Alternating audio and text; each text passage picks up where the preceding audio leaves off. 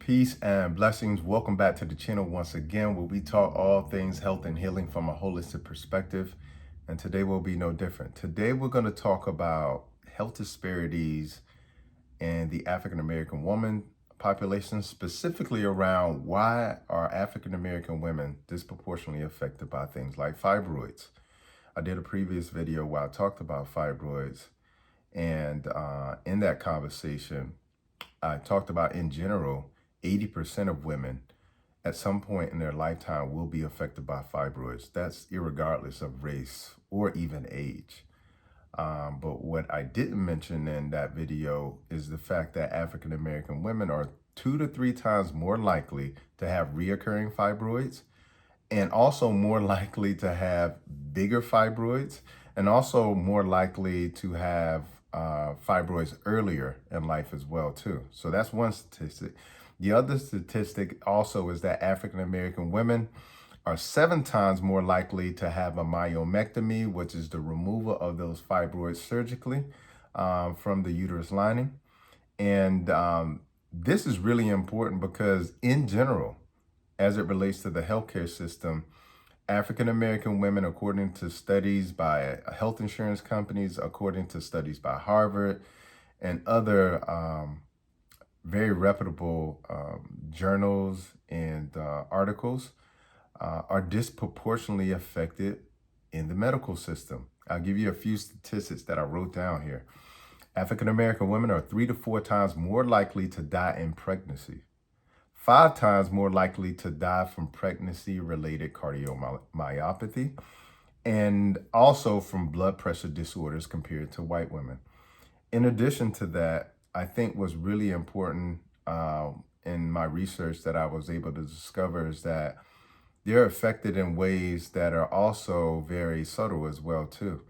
One of the studies conducted by a Harvard professor showed that older women who experienced even the Jim Crow laws in the 50s and 60s, how that trauma of just experiencing those Jim Crow laws, how that affected their overall health, and how that impacted the percentage of women who were affected as well by not only fibroids, but other things as well. And also within the system, how African-American women are treated in general compared to other races. And so I think this is a very important conversation to have, because what we're discovering is that there's a lot of health inequity, and even in the medical system, that appears to be a system of equality, but it isn't. Even they've seen, I'll give you a great sort of juxtaposition of the two. Women who complain of pain during childbirth receive less pain medication, who are of African American descent. Women who go through trauma are treated differently as well too. And so this is a very important conversation for us to have, because health equity is very important. And what they've seen in the studies is that women of African American descent who see and are under the care of, physicians and healthcare professionals who are of the African American descent have better outcomes in general. And so that's alarming and scary. And so it's an important conversation that we need to have, because health equity is very important too, especially when you're looking at it from the standpoint of childbearing and also infant mortality. Okay, we're bringing children into the world. Now, as it relates to the conversation around fibroids, and I think this is a very important conversation because, I mentioned before, fibroids don't start when you're 40 or 50. Fibroids start in your teens. And one of the things that I mentioned in the video before is that it's really important for us to understand that there are telltale signs and symptoms that happen even before a young girl turns 13. Okay, and so it's really important for us to recognize those signs and symptoms, because it enables us to do something earlier so that we can impact the health not only at the time that their child is going through it, but also impact their longevity, impact their success when it comes to childbearing years, their infertility, impact their life on a daily basis or a monthly basis as it relates to less painful periods. I think it's a really important conversation that we need to dive deeper into. I'm going to do my best to do that here on this YouTube video, but I really need you guys to share this video, whether you're white or black. I think this is a very important conversation because at the end of the day, we're talking about our future. We're talking about, discrimination that often is unintentional and unthought about. But the unfortunate thing is that it really happens. And the statistics not only show it, but the studies show it. And they're just not one or two studies. They're studies that are abundant. Everything from the NIH to the CDC to Harvard. And so it's important that we have this conversation. Now, the one thing I want to do is because I realize that, I have an audience that is not only women, but also men too. And I want to give men some guidance on this as well too, because, we have sisters, we have daughters, we have wives, we have mothers, and we have to figure out how we can support them in their healing journey as well too. Because quite often women suffer in silence, and a lot of women attach a lot of their pride and their worth to their womb.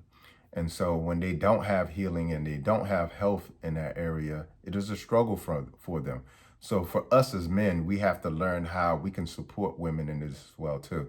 I have 3 sisters, so I have a very different perspective on women as a result of that. And so I'm thankful for that blessing and that opportunity to have that closeness with women from such an early age, because when you're a big brother and you got 3 sisters, like, you see and understand things that most men don't get the opportunity to learn.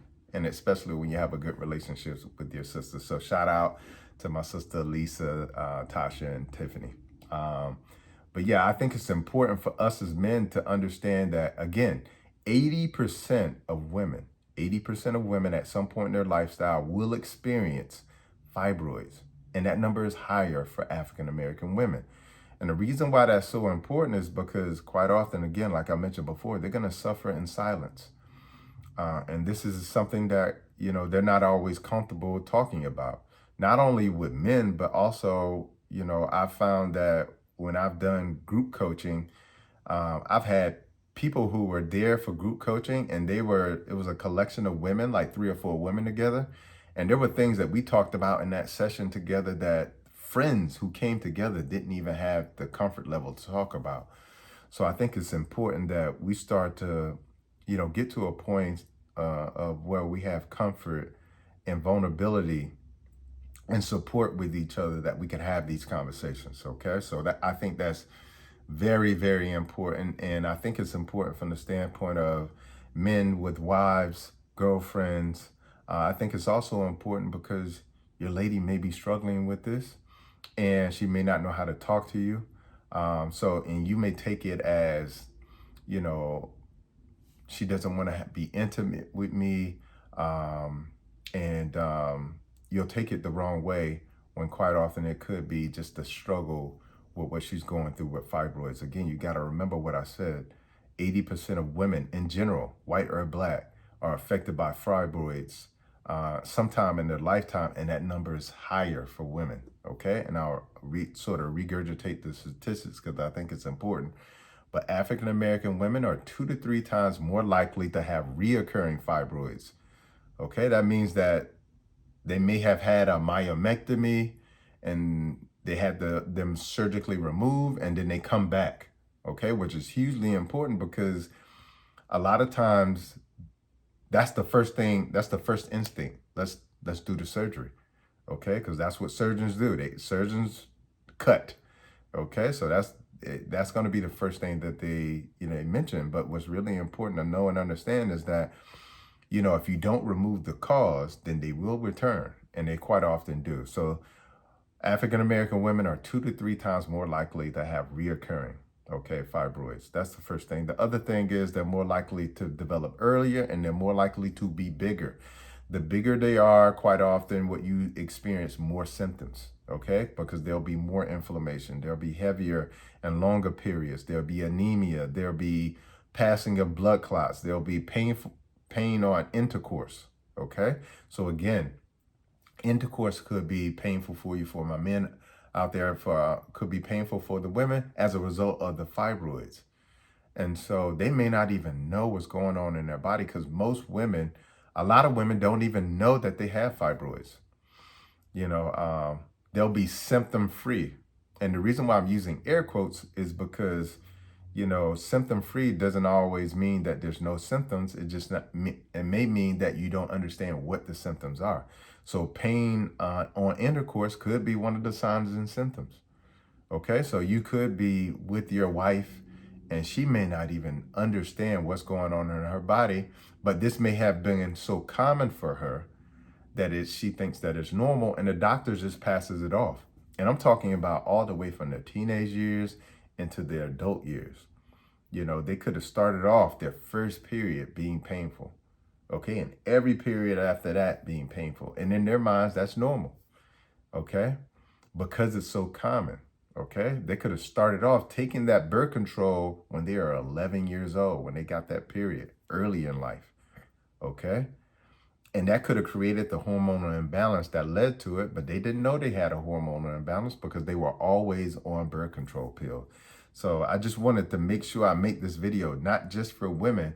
Men need to know how we can support our daughters, our mothers, our wives, our girlfriends, our aunts, our friends. We need to understand how we can support them in that journey. So make sure that, you're creating space for vulnerability in the conversation as well, too. I think that's a part of the whole positivity of divine masculinity, like adding in that type of vulnerability so that women can feel secure enough to have those conversations with us, okay? So let's get into, first of all, I'll re-explain what a fibroid is. A fibroid is a non-cancerous tumor that develops in the muscle tissue in the uterus, okay? Now, what's really important about that is that it is non-cancerous, okay? There are pretty much no case that I'm aware of that a fibroid became cancerous. But what's really important to know is just because it's not cancerous doesn't mean that it doesn't impact not only their day-to-day lifestyle, but their childbearing years, their fertility rates. It impacts their life on so many levels. So, but it's a non-cancerous tumor that develops in the muscle tissue in the uterus, okay? The other thing that I'll explain is this. There are a lot of things that are the cause of fibroids. Now, I highly recommend that you go back and check out my previous video where I talked about the causes of fibroids, but I'll just give you a few here. Hormonal imbalances. And guess what? When you take birth control pills, it probably meant that you already had a hormonal imbalance. I'll give you an example. That hormonal imbalance could be that young lady got her period very early in life. I've seen young women as early as 9 years old get a period, okay, which is not healthy, okay, which is actually a sign and symptom, a potential sign and symptom of fibroids, and it's definitely a sign and symptom of hormonal imbalance, okay? That hormonal imbalance could be caused by a lot of things. It could be caused by the hormones in chicken, okay, and beef. It could be caused by the pesticides that are being used, like atrazine. It could be caused by the products being used, the lotions, the shampoos, etc., that have phthalates, which are endocrine disruptors. It could be caused by using plastic virtually everywhere, because a lot of those microplastics have BPA. It could be caused by a lot of things, but you get that initial hormonal imbalance, and then you try to correct it with something synthetic like birth control pills. That has now thrown off the cycle too. Now, even though you don't experience a heavier flow, you don't experience acne, okay? Now that you're taking the birth control pill, it does not mean that you balance your hormones, because our body is the ultimate pharmacy, and all of the hormones that you're using synthetically are hormones that the body actually produces. So the idea is not to manipulate the biochemistry. The idea is to correct the biochemistry. And unfortunately, modern medicine has no idea what it takes to actually correct biochemistry from a natural and a holistic perspective. So hormonal imbalance could be one cause. Unresolved trauma. Unresolved trauma is definitely one of the causes. And as I said before, when you start to think about the African American women population, they're disproportionately affected by not only,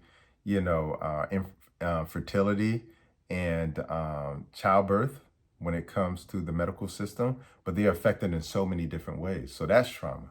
But also trauma in regards to abuse, molestation, trauma in the form of neglect, abandonment. These are the things that have to be addressed as well too.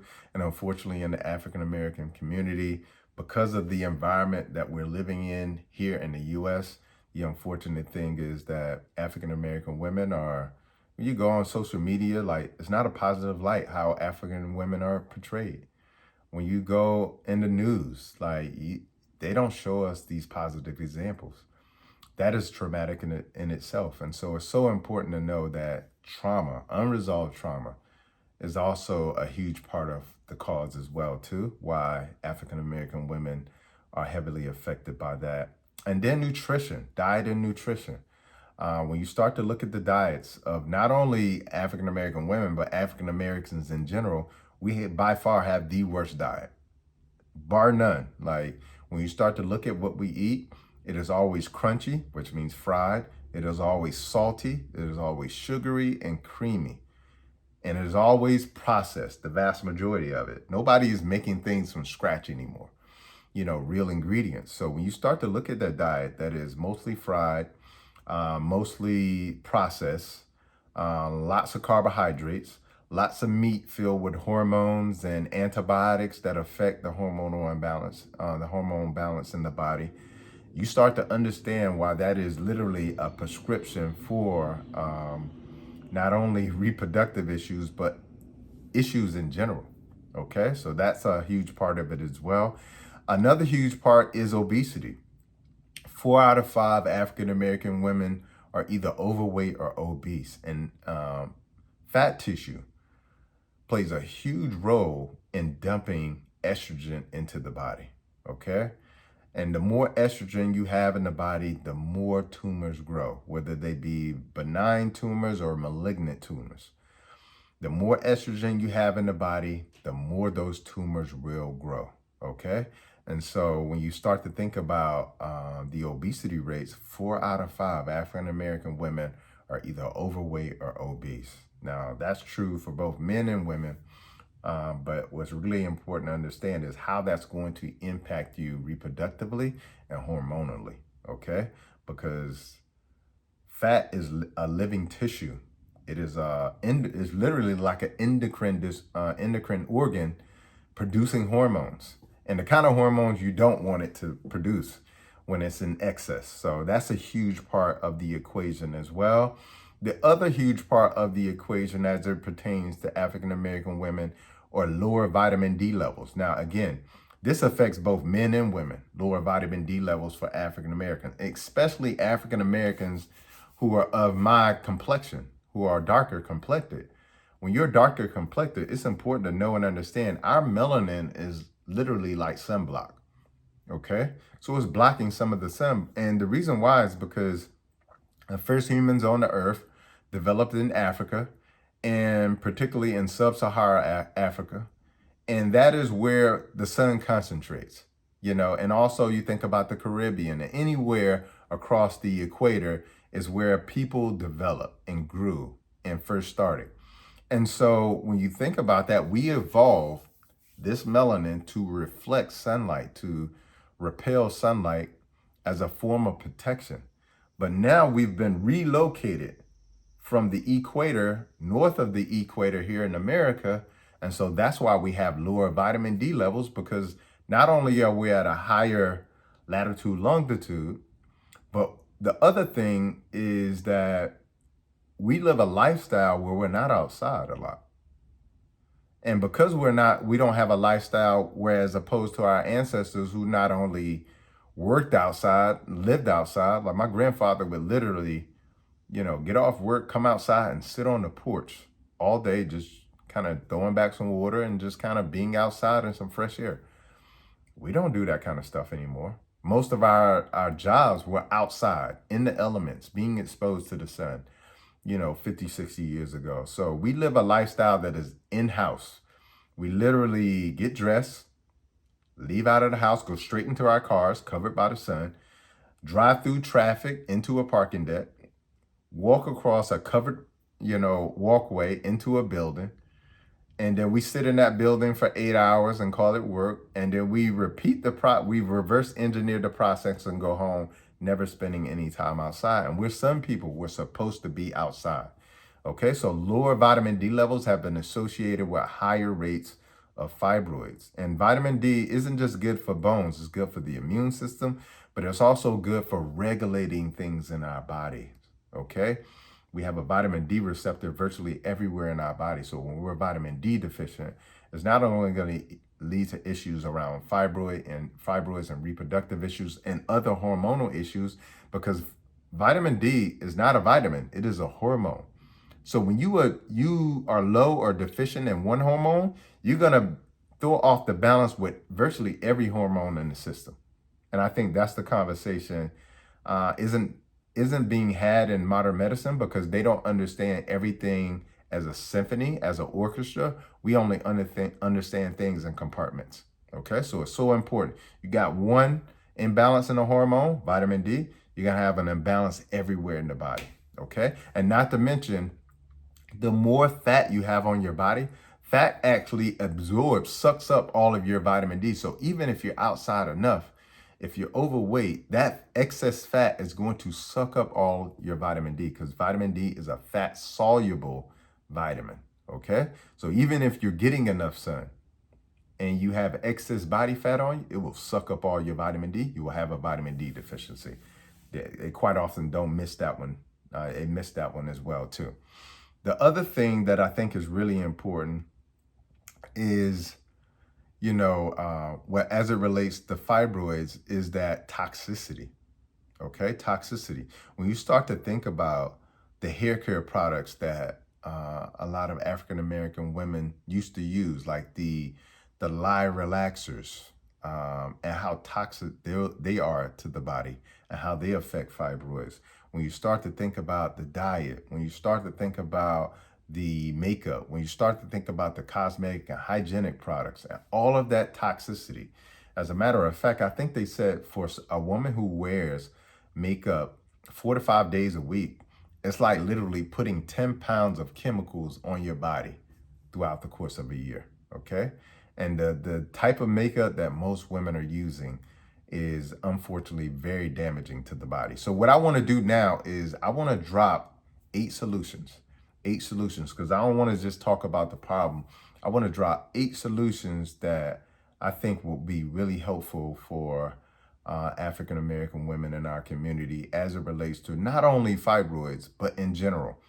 So if I ruled the world, this is sort of the beginning stages of a program that I would create for African American women, starting at a child and going throughout life. And of course, I would never create this program without women.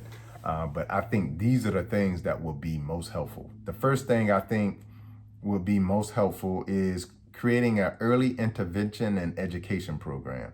And what I mean by that is you can't start this as an adult, because the fibroids start as when you're a child.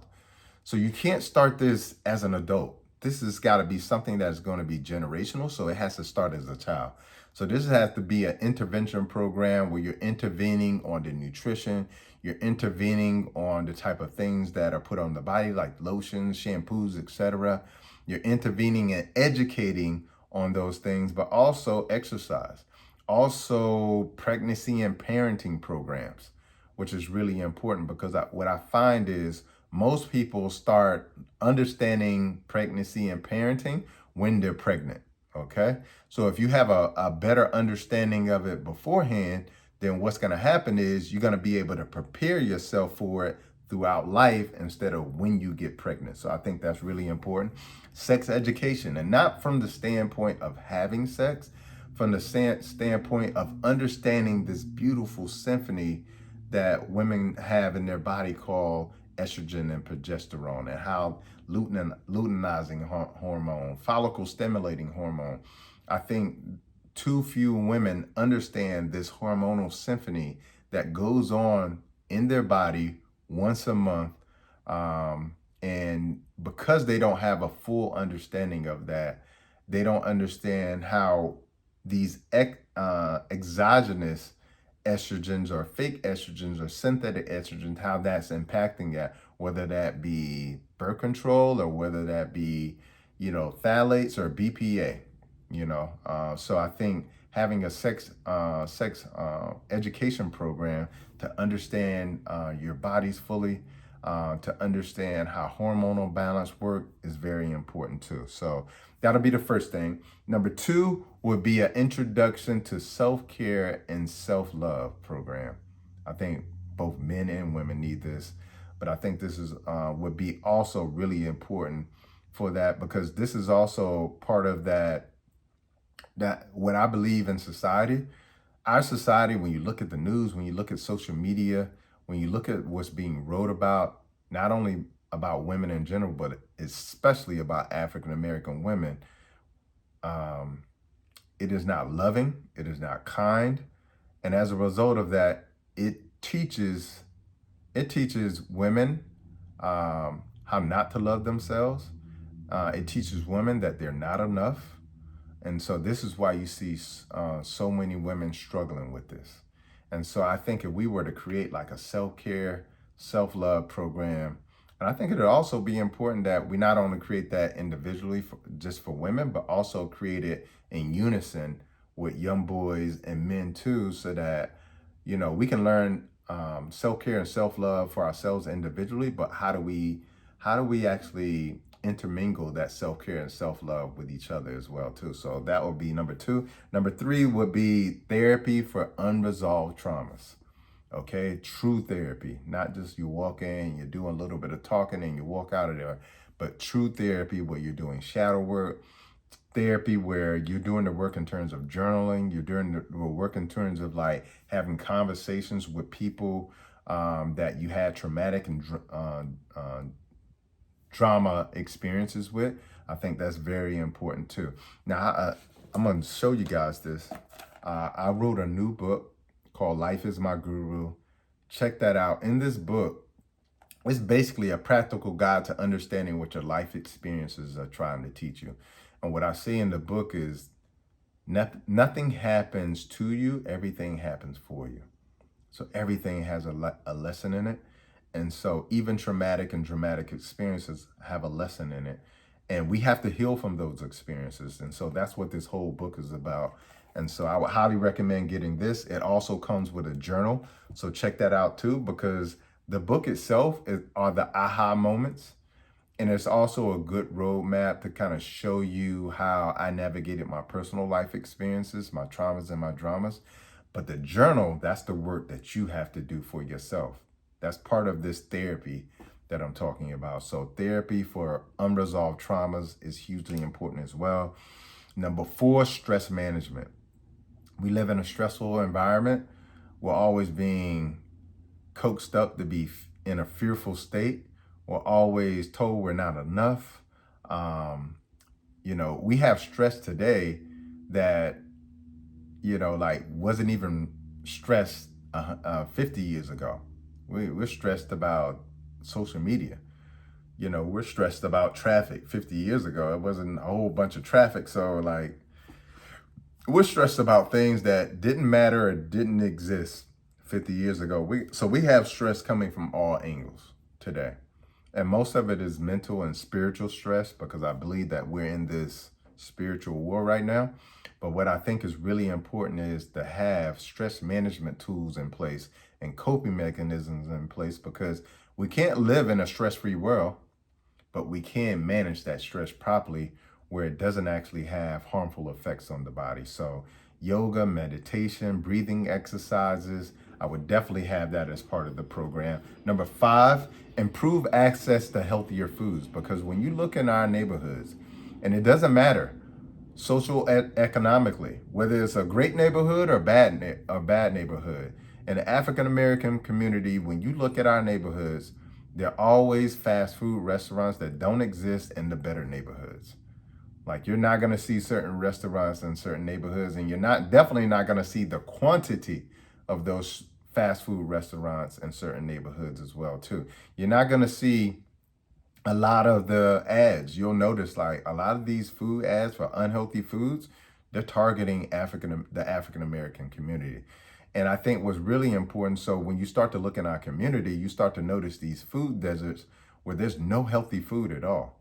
And so I think improving access to healthier foods is going to be really important, because A, it gives the mother the opportunity to go shop for healthier foods, and B, the kids get the opportunity to grow up on healthier foods where they don't have to be actually, weaned off of their addiction of these unhealthy fast foods and processed foods. Okay, so that's hugely important.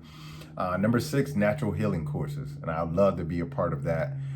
Creating natural healing courses where women understand how they can heal naturally, how they can live naturally, have a natural lifestyle, but also understanding how you can introduce a natural form of childbirth too, with midwives and also doulas as well too. So you don't have to go this very modern medicine route when it comes to childbirth as well too. So I think introducing that as well too, because now it makes the mother a part of that process of birthing their child and doing it in a natural way, which is hugely important. Okay. And that's a whole nother conversation that I would love to get into, because it's a huge difference between a natural birth with a doula or a midwife versus the birth process that many women go through in modern medicine. Huge difference between the two. And I'm calling it a natural birth because there are some elements, the gravity, environment that the baby comes out in, that are hugely different from the sterile environment that is created in modern medicine. Okay. Number 7, an elimination and healthy alternatives program. And I don't just mean this for food. I mean this for tampons and pads as well too. I mean this also for hair care products and cosmetic products, food. I think all of these things are really important, because tampons actually contribute to an imbalance in the womb as well too, and also potentially leading to dis-ease in the body as well too. So something as simple as that as well too, but understanding wound care as well too will be really important. And then the last thing is exercise. So I believe that women should definitely be exercising differently than men. And the reason why I say that is because first of all, I have a degree in exercise physiology. So whenever I train women, I train them differently. Even if they wanted the same results, aesthetically, how I went about helping them to achieve that was that I went about that in a way that was conducive not only to them attaining their physical health goal or fitness goal, but also achieving the health and not throwing imbalances off as well too. Okay, so I think that's really important too. So doing exercises like yoga, Pilates, pelvic floor exercises as well too, which is hugely important. Thanks for watching this video, but be sure to check the next video out that's right here. But everything I talk about is how do we take a holistic and natural approach to healing other than a man-made approach?